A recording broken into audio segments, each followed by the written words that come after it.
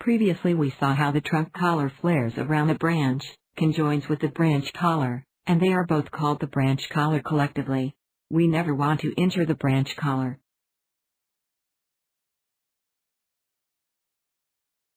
We also saw how just cutting straight down into a branch to remove its leverage support can be disastrous.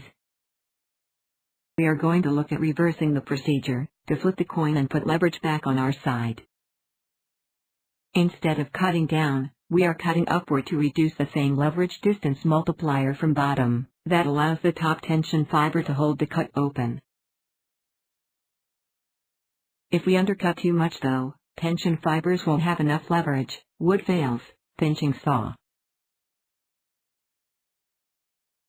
Let's rework the saw pinch scenario mechanics. Don't undercut as far.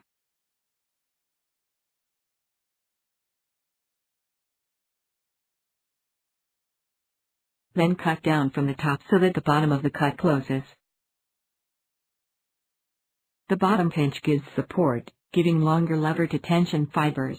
Cut through top fibers now under lower tension.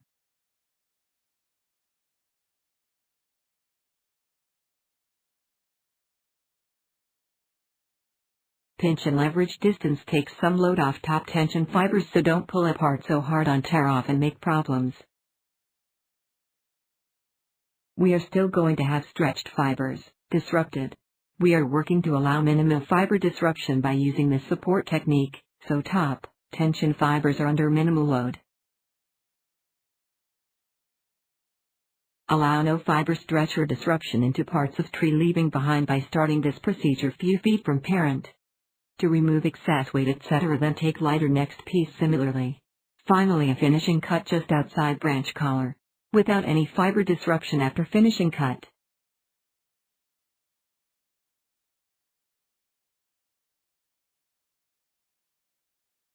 As the picture shows, empty space left from tension fibers stretching thin, some even breaking off.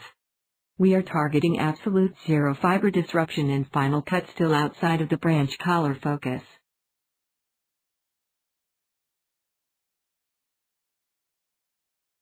Open empty space from fiber stretching, some snapping off increases attackable surface area, permeability, and provides hiding places for all types of damaging life forms and elements. Dr. Alex Shigo, the father of modern arboriculture, describes these as entry courts for insects and diseases to enter the tree system, sometimes allowing bypassing of tree compartmentalization defenses. Targeting absolute zero fiber disruption in final cut outside of branch collar. Repeat previous process, leaving no disrupted fibers, taking such a small piece. The next concern is the wound being able to close over. This excess stock will take years more to engulf, giving that much longer for problems. Finish wound just outside trunk, branch collar protection zones that will help compartmentalize damage and disease, and closest to wound for fastest closure. Preserve these tissues. These show problems closing wounds. Branch collar violated during trimming will take much longer to close, inviting disease etc.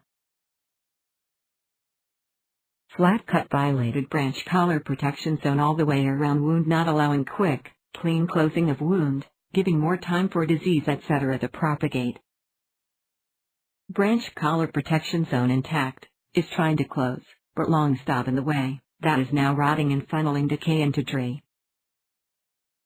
3 nice cuts, sealing over as quick as can grow without interruption. These trees are given best chance to live healthy.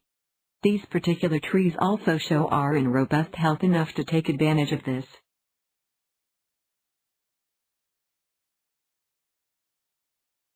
Branch bark ridge BBR, where the collars collide.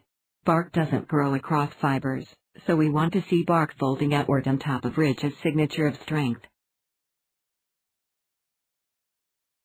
Good branch bark ridge push-out proves fibers run across. Bark can't cut through, bark forced to curdle outward. Picture shows fibers underneath run across joint and mix for strength. Bark can't penetrate through the fibers and is forced out top.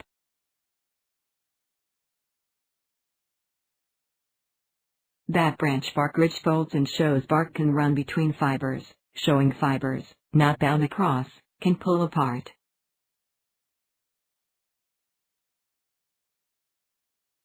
Picture shows fibers underneath don't run across. Joint creates a shear line that bark can fold inward and through. Branch bark ridge fold and signature shows weak joint. Note also the full BBR can also be used many times as a final cutting guide. The two mirroring lines forming Fu Manchu mustache. Co-dominate growth error. Neither segment wraps around the other segment as dominate, so not locking both together. This failed on its shear line between fiber runs as no fiber bound across, so bark could grow in between. Branch bark ridge inward inner bark looks like rot caused fail.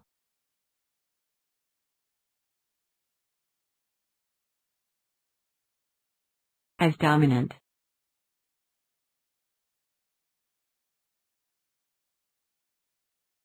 Branch bark ridge must curl outward, showing no internal shear line to fail on like picture. Branch bark ridge curls inward, not outward, shows internal problems. This shows a bad signature of an any branch bark ridge. We want an outie. Another co-dom fail again, bark growing between fibers down into tree, typically blamed as rot caused failure by the homeowner. Branching to right could have failed for same reason. Bark growing inside joint shows fiber not running crossways nor mixing with main trunk as a growth fault, providing shear line on which to tear apart. Also, see internal view of fibers trying to maximize in so many different directions at once. Should have one branch at a time alternating, not a bunch of branch nodes competing for fiber strength with each other.